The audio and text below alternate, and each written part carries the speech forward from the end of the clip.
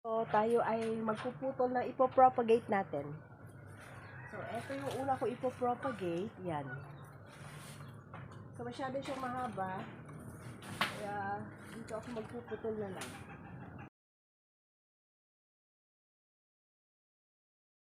So, ayan guys. Nakaputol na ako. Puputol-putulin ko na lang ito. So, mag-start na tayo mag-propagate guys. So, I'm gonna propagate now.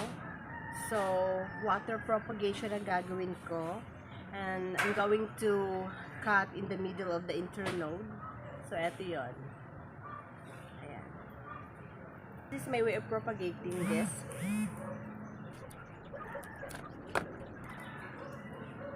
Yung iba, ginagamitan pa to ng alcohol. Dati ganun din ginagawa ko, nilalagyan ko pa ng alcohol yung knife or yung cutter bago ako mag-propagate. Okay, so pwede naman kahit wala. Marami lang kaartihan yon. Mabubuhay pa rin to guys. Ayan.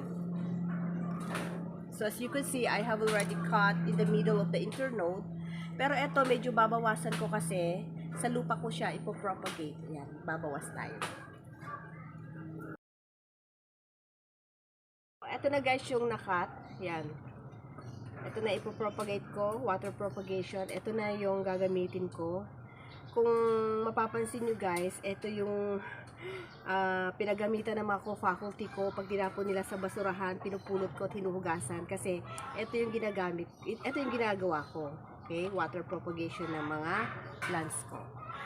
Ito naman guys, sa lupa ko siya itatanim. Kaya yan, kinat ko na ganyan.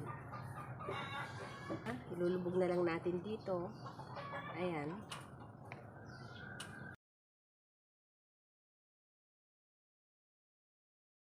So, eto na siya guys. So, binabad ko na sa tubig. Ayan, lalagyan ko siya ng bato. Okay, na maliliit.